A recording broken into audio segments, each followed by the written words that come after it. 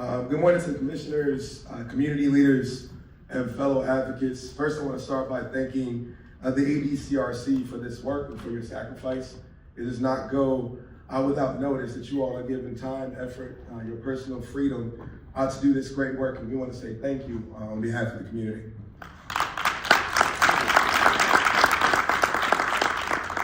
I have the privilege to stand before you today, not only as the CEO of Chicago Scholars and an artist, but as a Black man who deeply understands both the historical injustices that have shaped our communities and the economic urgency required to correct it. The case for reparations is not just a moral imperative, it is an economic necessity.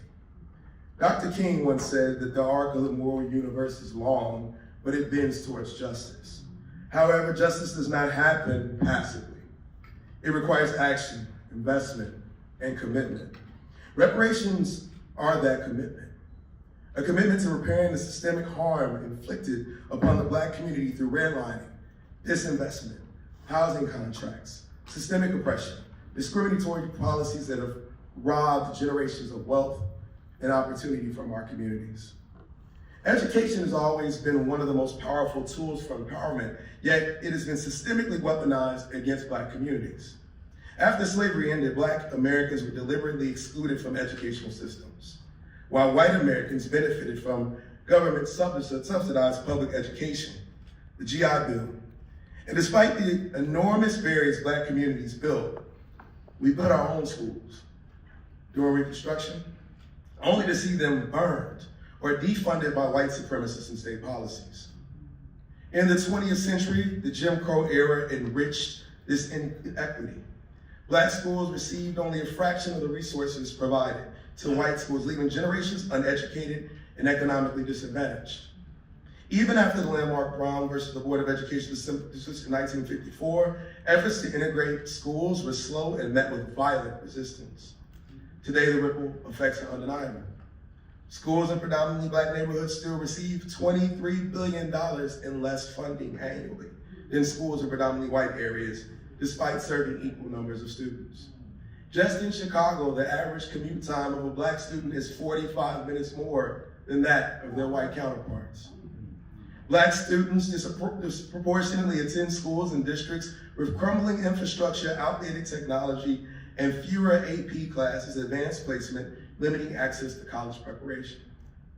And even yesterday, a horde of state-sponsored individuals stood in front of the Department of Education and put chains on the door, denying access to an organization that provides essential funding for school infrastructure, teacher induction, and training.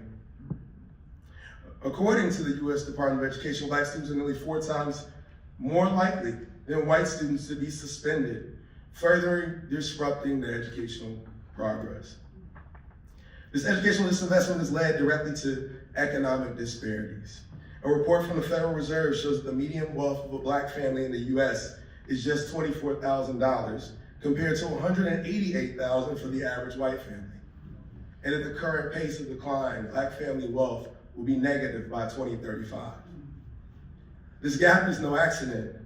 It is a direct result of policies that intentionally stripped Black families of the tools to build generational wealth, including equitable access to education. Education is not only about knowledge, it's the foundation of economic mobility. When educational access is denied, entire communities are locked out of opportunities. Consider these additional data points. Black college graduates carry 50% more student debt than white graduates from 4-year universities after earning their degrees, largely because of the historic inability to build generational wealth to offset costs. Just last year, many of my students waited months on end to apply for the FOSFA when the system was down. Supposed to be up Jan 1, many of our students went into the year not knowing where funding for college would come from. Black professionals with a bachelor's degree earn 20% less than white counterparts with the same qualification, perpetuating the cycle of inequality. The unemployment rate for Black Americans remains consistently twice as high as that for white Americans, even during times of economic growth. President Obama said we need to uphold laws against discrimination, but we also have to acknowledge that our institutions and our policies still perpetuate racial disparities in wealth and income, and education and skills. Reparations are a direct way to address this. This must go beyond systemic and symbolic gestures. This must focus on measurable economic empowerment through education, housing, business development, and workforce development. How can reparations change the future? As Chicago Scholars have worked tirelessly to counteract these disparities. We've helped over 6,000 first-generation or low-income students from Chicago access higher education and more than $700 million in merit aid.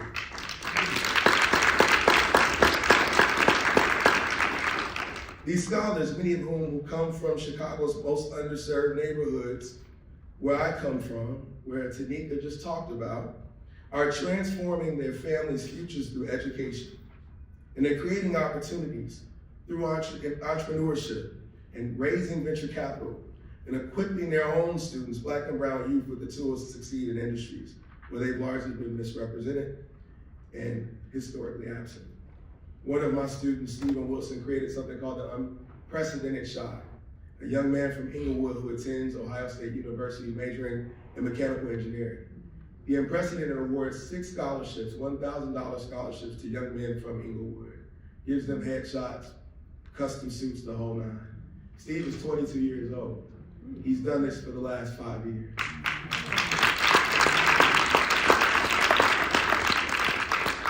But students like Steve and nonprofit work alone cannot undo the centuries of systemic harm caused by slavery, segregation, and discriminatory policy. Reparations are essential to scaling these efforts. Imagine what could be achieved if we funded historically disinvested schools to the same levels as suburban schools. If we invested in tuition-free higher education for Black students, or if we seeded capital for Black entrepreneurs. The return on this investment would be immense, not just for Black families, but for the economic health of the entire state. Reparations are not about handouts. They're about restoring what was stolen and creating the conditions for equity. Black Americans built the wealth of this nation through centuries of unpaid labor. They fueled its economy through culture and innovation. Yet the return on that contribution has been systemic exclusion, and systems work just the way they're intended to. Reparations are not just a moral obligation, but a sound economic policy that will foster growth, entrepreneurship, and innovation. As leaders in Illinois, I urge you all, we have the power to set a precedent for the nation. Let us move beyond rhetoric into real, measurable action. As I close, I'll leave you with a favorite story of mine I heard Timmy Black say. There was a hummingbird in the forest who was trying to put out a fire. And the hummingbird was swimming back and forth, flying, gathering water from the local stream, trying to put out a burning forest fire. And all of the animals in the forest looked at the hummingbird and said, "What are you doing? It's useless." I know oftentimes we feel like we talk about reparations in our community, in our own community, folks tell you it's useless. But I'm like the hummingbird who looked back at all the animals of the forest and said very simply, I'm gonna do whatever I can do for as long as I can. Thank you very, very much. God bless you all.